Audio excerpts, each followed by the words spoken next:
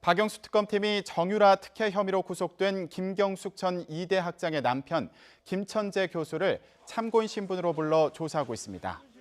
앞서 정 씨의 이화여대 부정 입학은 최순실 씨와 김천재 교수의 친분에서 시작됐다는 의혹이 제기된 상태입니다. 박한철 헌재 소장의 말대로 오는 3월 13일 전에 탄핵 결정이 나온다면 대선 일정이 상당히 급물살을 탈 수도 있을 것으로 보이는데요. 오늘의 정치권 움직임 윤희웅 오피니언 라이브 여론분석센터장과 함께 정리해 보겠습니다. 안녕하십니까? 네, 안녕하십니까? 예. 자, 오늘 설 연휴를 앞두고 여론조사 결과가 나왔는데요. 네. 문재인 전 대표가 31.2%로 2위인 반기문 전 총장보다 상당히 압도적으로 나왔거든요. 네. 근데 더 눈길이 가는 거는 이 호감과 비호감 조사를 했더라고요. 네. 여기서 반기문 전 총장의 비호감도가 상당하던데요.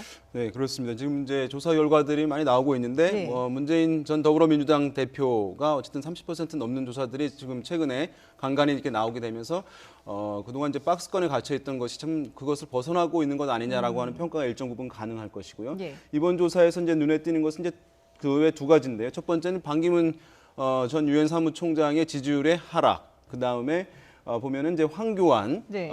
지금 권한대행 대통령 권한대행의 지지율의 상승 이것이 네. 이제 사실은 상당히 의미 있게 볼 포인트라고 할 수 있을 것 같습니다.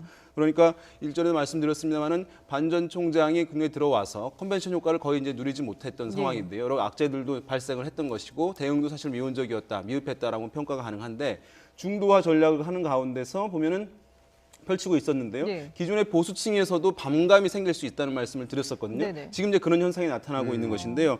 지금 보면 비호감도가 이제 높게 나타났다. 네. 이제 60% 넘다는 것은 어떤 야권 성향층이 이 부분에 많이 포함되어 있지 않겠습니까? 그런데 그것을 훨씬 더 뛰어넘는 것이거든요. 여기에는 상당 부분 보수 성향을 지닌 사람들도 반 전 총장에 대해서 비호감을 표출했기 때문에 60%가 비호감을 드러난다고 할 수 있는 것이에요. 그러니까 중도 전략을 펼치다 보니까 보수층에게는 강경 보수층에게는 네. 정체성에 있어서 약간 문제가 있는 것 아니냐라고 하는 그 반감이 생길 수 있는 것이거든요. 그런 면에서 이 보수 강경 보수층에서 이 비호감도를 강하게 이제 드러내고 있는 형국이라고 할 수 있겠고 나아가서 아까 보면은 황교안 대행의 지지율이 올랐던 것 그것도 강경 보수층에서 정체성에 부합되는 인물을 띄워야 된다고 하는 기류가 일정 부분 형성이 되면서 네. 지지율이 상승하고 그러면 우리가 여론조사에서 이것이 이제 계속 늘어나는 것은 아니거든요, 수치가. 예. 보수층은 일정 부분 정해져 있지 않겠습니까? 네. 근데 보수층에서 일정 부분이 황교안 대행이 지지를 하게 되면 보수층에서 반 전 총장이 흡수할 수 있는 지지율은 그만큼 줄어드는 것이니까 그것이 지지율 하락으로 나타날 수밖에 없는 이제 그런 결과로 나타나는 것입니다.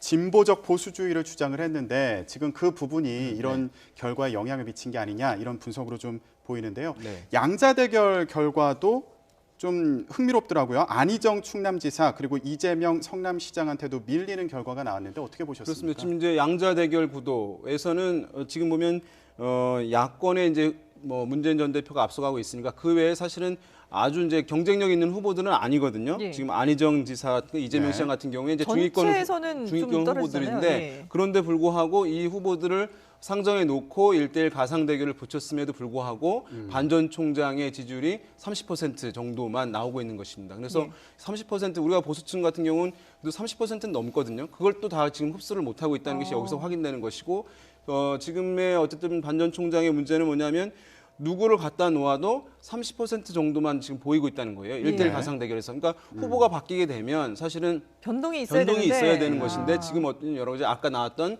그런 비호감도가 높은 부분들 이런 것들이 반영이 되고 상당히 지금 어떤 국면에 갇혀 있는 예. 그런 네. 상황이어서 여러 가지 어떤 변화가 크게 필요한 그런 이제 시점이라고 볼 수 있을 예. 것 같습니다. 이번 조사 결과가 반 전 총장으로서는 상당히 좀 답답한 면이 있을 것 같은데 네. 심지어 보수 지지층, 보수 후보들만 놓고 본 조사에서도 밀려났더라고요. 그렇습니다. 이제 보수 진영의 후보 적합도 우리가 이제 조사들을 이런 거 많이 이제 묻게 예. 되는데 네. 이 조사에서 1위는 유승민 의원이 1위를 차지를 했고요. 25.5%. 그다음에 반기문 전 총장 같은 경우는 21.5%로 2위였단 말이죠. 예.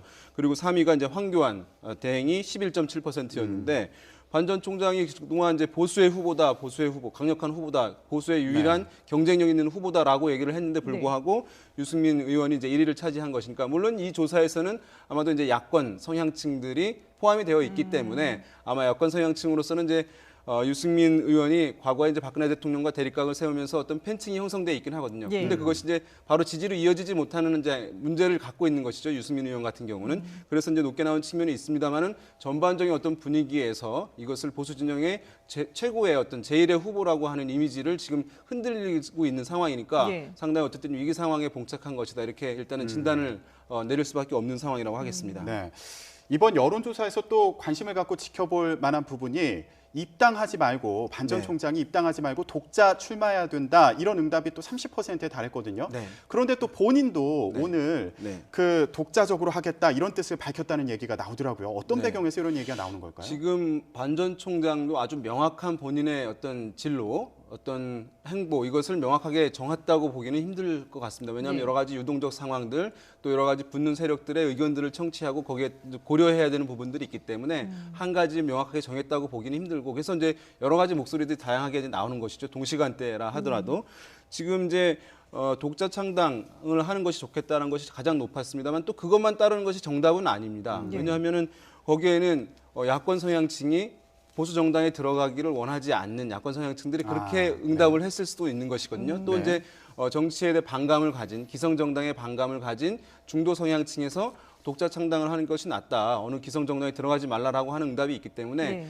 그런 이제 어떤 여기서 응답의 전략적 응답들이 있기 때문에 가장 높게 나온 것이 이제 반드시 정답은 아니라는 점. 그리고 보면은 바른정당 입당하라는 응답은 18.1%가 나왔고요. 네. 또 새누리당 입당해라는 거 13.1% 나왔어요. 그러니까 그 정당들의 지지층에서는 자기 정당으로 오기를 바라는 기류들이 이제 존재하는 것이죠. 이런 부분이 이제 혼재했다 보니까 반 전 총장이 어떤 선택을 하는 것이 매우 어려운 상황입니다. 그러니까 예. 보수 정당에서는 오면 지지해줄 용의가 있다. 안 오면은 지지를 할지 말지 명확하지 않다라고 하는 것들을 지금 지표에서 명확히 보여주고 있는 것이니까 반 전 총장으로서는 협소해진 보수층만 가지고서는 경쟁력을 갖추기 어려운데 그렇다고 해서 보수층을 놓칠 수는 없는 것이고 또 중도까지 확장을 해야 되는데 정체성에 대한 공세를 보수층으로도 받고 이런 이제 딜레마 상황이 지금 계속해서 직면하고 있다. 이것을 이제 어떻게 풀을 것인가 상당히 어쨌든 묘안이 필요한 상황일 텐데요. 그것이 지금 잘 보이지는 않는 그런 상황인 것 같습니다. 그러게요. 네. 고민이 상당할 것 같은데. 근데 네. 지금 일부 새누리당 의원들이 탈당해서 이제 반기문 전 총장에게 합류할 가능성까지도 얘기가 네. 되고 있는데 그러면 이게 보수층을 결집하는 데 도움이 될까요? 아니면 오히려 중도층을 잡는 데 방해가 될까요? 이게 장단이 있을 것 같아요. 예. 일단은 이제 새누리당에서 의원들이 이제 추가 탈당을 해서 어떤 세를 모은다라는 모습을 보여주게 되면 어쨌든 가능성을 어쨌든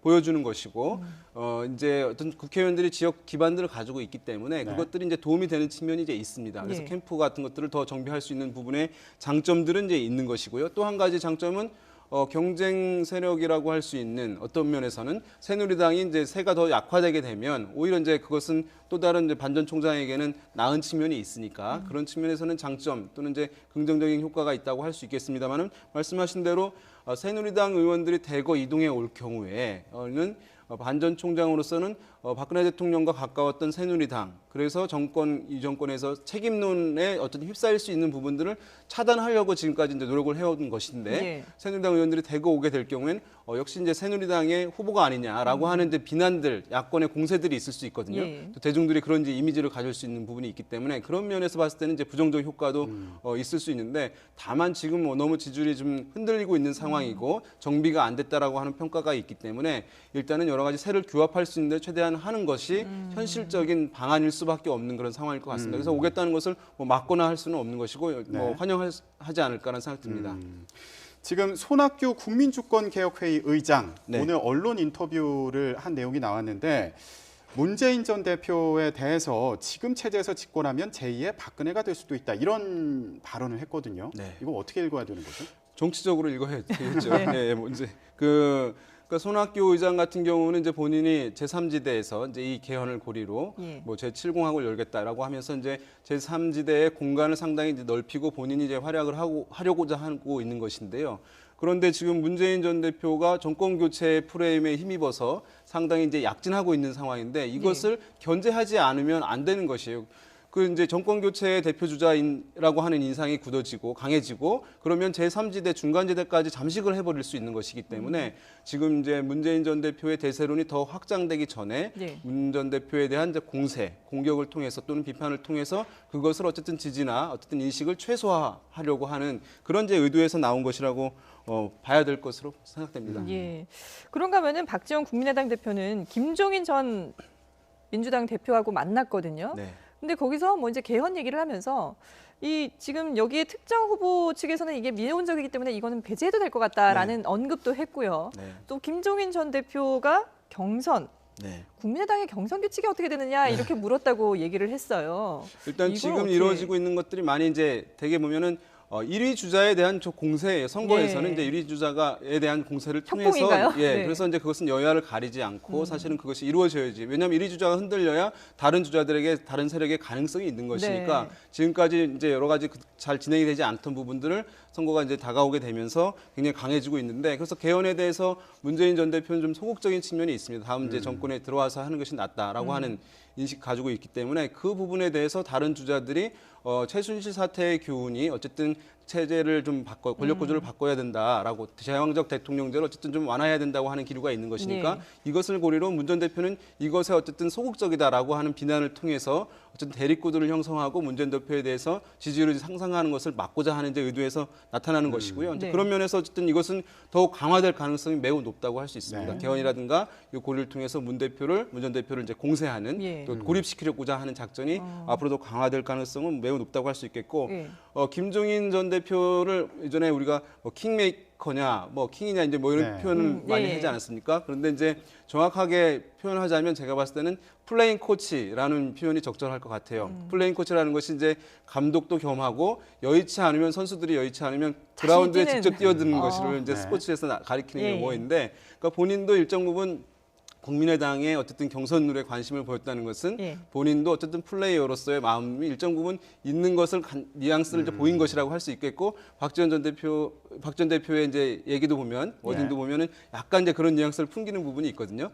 그런 면에서 봤을 때 이제 김종인 전 대표가 일단은 이 중간지대의 모색, 그러니까 야권 쪽의 스몰 텐트라고 할 수 있겠고 네. 또 여권 쪽에서도 뭔가 이루어지면 또 스몰 텐트라고 할 수 있는데 그 양쪽을 이으려고 하는데 또 본인이 일정 부분 역할을 하려고 하는 의지도 간간히 드러내는 것 같아요. 아니면 네. 이제 본인도 아까 말씀드린 그 플레이어의 마음이 아직까지 있는 부분도 있는 것 같고 네. 그런 면에서 봤을 때 이 국면에서 어쨌든 민주당 또는 문재인 대표와 대립 측면에서 대립각에 이제 서고자 하는 그런 이제 의지들을 사실 드러내고 있는 것이라고 할 수 있겠고 그것도 어쨌든 뭐 대중적인 지지도를 가지고 있는 것은 아닙니다만은 네. 여러 가지 상징적인 측면에서의 어떤 전국의 중요한 변수 중에 하나가 될 것으로 전망해 볼 수 있을 것 같습니다. 네. 뭐 경기에서 MVP는 한 명인데 선수들이 너무 많이 나온 게 너무 아닌가 많습니다. 싶기도 하고요. 네. 일단 국민들의 관심을 좀 받을 수 있도록 지켜봐야 될 것 같습니다. 네, 지금까지 윤희웅 오피니언 라이브 여론 분석 센터장과 함께했습니다. 잘 들었습니다. 네. 추위가 한결 누그러졌습니다. 내일은 기온이 더욱 올라 활동하기 수월하겠는데요. 하지만 밤부터는 눈이 내리는 곳이 있겠습니다. 자세한 내일 날씨 오늘과 비교해서 알려드리겠습니다. 내일은 예년 수준의 겨울 날씨를 되찾겠습니다. 오늘은 서울 아침 기온이 영하 10도 안팎까지 내려가서 매서운 추위가 기승을 부렸지만 내일은 영하 6도로 평년 기온을 회복하겠습니다. 내일 낮 기온은 오늘보다 더 높아집니다. 오늘 서울 낮 기온 엿새 만에 영상권을 회복했는데요. 내일은 4도까지 높아지겠습니다. 오늘 종일 맑은 하늘 이어졌는데요. 내일도 낮 동안은 맑겠습니다. 하지만 밤부터는 수도권 지역부터 눈이 내리기 시작하겠는데요. 연휴 첫날인 금요일 새벽에는 전국에 눈이 올 것으로 보여 귀성길 불편이 우려되고 있습니다. 강원 산간에 15cm 이상, 경기 동부와 영서에도 최고 10cm의 많은 눈이 오겠고요. 충청과 전북, 경북 내륙 지방에도 1에서 5cm의 눈이 내려 쌓이겠습니다. 눈은 금요일 아침에 그치겠는데요. 이후 설날 당일은 맑겠습니다. 하지만 일요일에는 또 전국에 눈이 오기 시작해 연휴 마지막 날인 월요일 영동과 남부지방에 눈이 이어질 전망입니다. 지금까지 오늘과 내일 날씨 비교였습니다. 박영수 특검팀이 정유라 특혜 혐의로 구속된 김경숙 전 이대 학장의 남편 김천재 교수를 참고인 신분으로 불러 조사하고 있습니다. 앞서 정 씨의 이화여대 부정 입학은 최순실 씨와 김천재 교수의 친분에서 시작됐다는 의혹이 제기된 상태입니다. 박한철 헌재 소장의 말대로 오는 3월 13일 전에 탄핵 결정이 나온다면 대선 일정이 상당히 급물살을 탈 수도 있을 것으로 보이는데요. 오늘의 정치권 움직임 윤희웅 오피니언 라이브 여론 분석 센터장과 함께 정리해 보겠습니다. 안녕하십니까? 네, 안녕하십니까. 뛰는 것은 이제 그 외 두 가지인데요. 첫 번째는 반기문 전 유엔 사무총장의 지지율의 하락. 그 다음에 보면은 이제 황교안 네. 지금 권한대행 대통령 권한대행의 지지율의 상승 이것이 네. 이제 사실은 상당히 의미 있게 볼 포인트라고 할 수 있을 것 같습니다. 그러니까 일전에도 말씀드렸습니다만은 반 전 총장이 국내에 들어와서 컨벤션 효과를 거의 이제 누리지 못했던 네. 상황인데요. 여러 악재들도 발생을 했던 것이고 대응도 사실 미온적이었다, 미흡했다라고 평가가 가능한데 중도화 전략을 하는 가운데서 보면은 펼치고 있었는데요. 네. 기존의 보수층에서도 반감이 생길 수 있다는 말씀을 드렸었거든요. 네네. 예. 그래서 오늘 설 연휴를 앞두고 여론조사 결과가 나왔는데요. 네. 뭐 문재인 전 대표가 31.2%로 2위인 반기문 전 총장보다 상당히 압도적으로 나왔거든요. 네. 근데 더 눈길이 가는 거는 이 호감과 비호감 조사를 했더라고요. 네. 여기서 반기문 전 총장의 비호감도가 상당하던데요. 네, 그렇습니다. 지금 이제 조사 결과들이 많이 나오고 있는데 네. 문재인 전 더불어민주당 대표가 어쨌든 30% 넘는 조사들이 지금 최근에 간간히 이렇게 나오게 되면서 그동안 이제 박스권에 갇혀 있던 것이 참 그것을 벗어나고 있는 것 아니냐라고 하는 평가가 일정 부분 가능할 것이고요. 예. 이번 조사에서 이제 눈에 보내고 있는 형국이라고 할 수 있겠고 나아가서 아까 보면은 황교안 대행의 지지율이 올랐던 것 그것도 강경 보수층에서 정체성에 부합되는 인물을 띄워야 된다고 하는 기류가 일정 부분 형성이 되면서 네. 지지율이 상승하고 그러면 우리가 여론조사에서 이것이 이제 계속 늘어나는 것이 아니거든요 수치가 예. 보수층은 일정 부분 정해져 있지 않겠습니까? 네. 근데 보수층에서 일정 부분이 황교안 대행 지지를 하게 되면 보수층에서 반 전 총장이 흡수할 수 있는 지지율은 그만큼 줄어드는 것이니까 그것이 지지율 하락으로 나타날 수밖에 없는 이제 그런 결과로 나타나는 것입니다. 네. 진보적 보수주의를 주장을 했는데 지금 그 부분이 이런 지금 이제 그런 현상이 나타나고 있는 것인데요. 지금 보면 비호감도가 이제 높게 나타났다. 네. 이제 60% 넘다는 것은 어떤 야권 성향층이 이 부분에 많이 포함되어 있지 않겠습니까? 그런데 그것을 훨씬 더 뛰어넘는 것이거든요. 여기에는 상당 부분 보수 성향을 지닌 사람들도 반 전 총장에 대해서 비호감을 표출했기 때문에 60%가 비호감을 드러난다고 할 수 있는 것이에요. 그러니까 중도 전략을 펼치다 보니까 보수층에게는 강경 보수층에게는 네. 정체성에 있어서 약간 문제가 있는 것 아니냐라고 하는 그 반감이 생길 수 있는 것이거든요. 그런 면에서 이 강경 보수층에서 이 비호감도를 강하게 이제